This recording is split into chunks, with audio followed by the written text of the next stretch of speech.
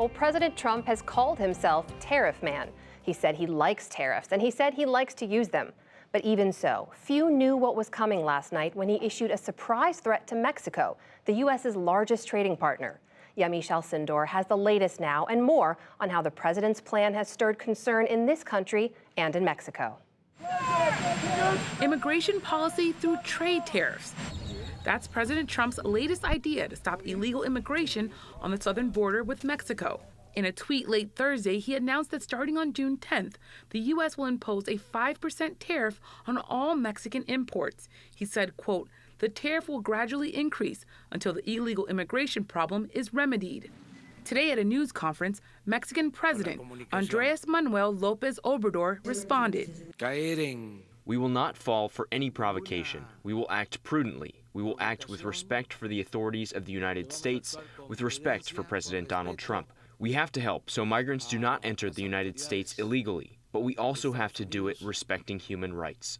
This comes as the Trump administration seeks to crack down on a surge of Central American immigrants in recent months. According to U.S. Customs and Border Protection, more than 100,000 immigrants were apprehended in April, the highest monthly total since 2007. And an average of 4,500 people a day have illegally crossed the border or arrived without documents in the past 3 weeks. U.S. immigration authorities say over 80,000 people are currently in custody.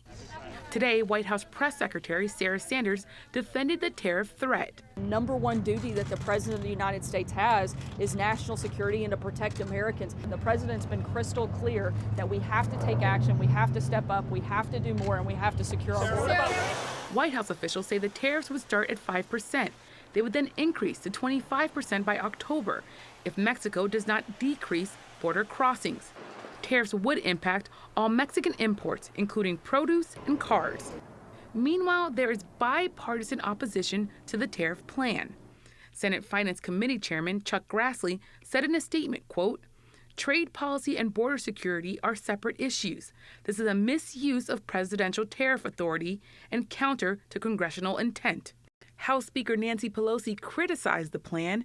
In a statement, the California Democrat said President Trump was, quote, "sowing chaos over the border instead of delivering solutions." It's a concern shared by others, like Laredo Mayor Pete Sines. He said the proposed tariffs would hurt his border city. It's going to be a huge challenge. Our position here is that it's not going to help us. Ultimately, it's a consumer that's going to be hurt or, will feel the true impact of this. The president's move faces opposition in the business community, too. The U.S. Chamber of Commerce said today the tariffs would not solve the border crisis, and they would instead, quote, "be paid by American families and businesses." So Yamiche joins me now for the latest on this. Yamiche, these tariffs, if they're imposed, would have an undeniable effect on the U.S. economy, on U.S. consumers. What is the administration saying about that?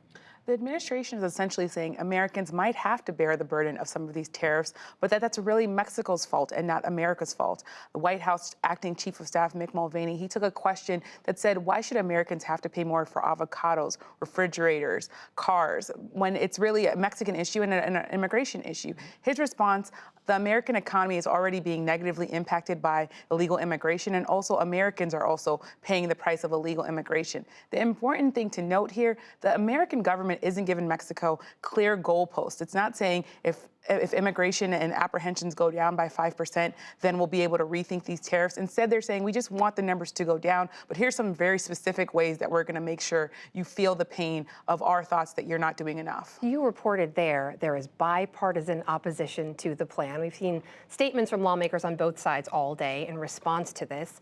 Other than the White House, other than the administration, who supports this? The president and the Trump administration are really on an island of their own on this issue of tariffs. This has been a rare situation here where you have Republican senators going after statement saying that they disagree with the president's move on this. The Republicans have really stuck by the president on issues of health care, immigration. In this case, we saw Republican senators from Ohio, from Iowa saying, look, you're really going to be putting the livelihood of our farmers and our car makers at risk here. It's also important to note that the president, he's really saying, this is the best thing I can do because my back's against the wall because I see a crisis. 80,000 people in custody, if those numbers actually bear out to be true, those numbers are really, really high. Those are, and those are taxing the system in unprecedented ways, as you've been reporting. It's worth mentioning, though, the U.S. is in the middle of a negotiating process on an entirely separate matter, right? What we're calling the new NAFTA, what they call the USMCA. How is all of this informing that?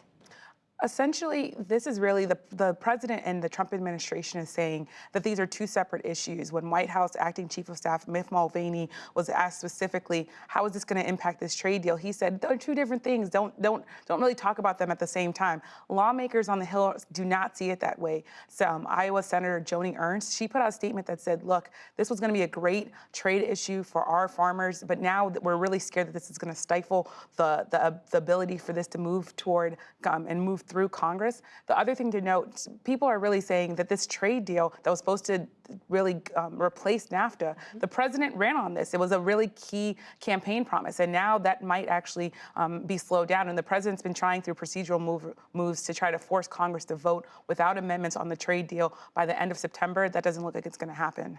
A lot to watch. Great reporting from you, Yamiche. In 2 weeks now, or 10 days rather, we'll see what happens next. Yeah.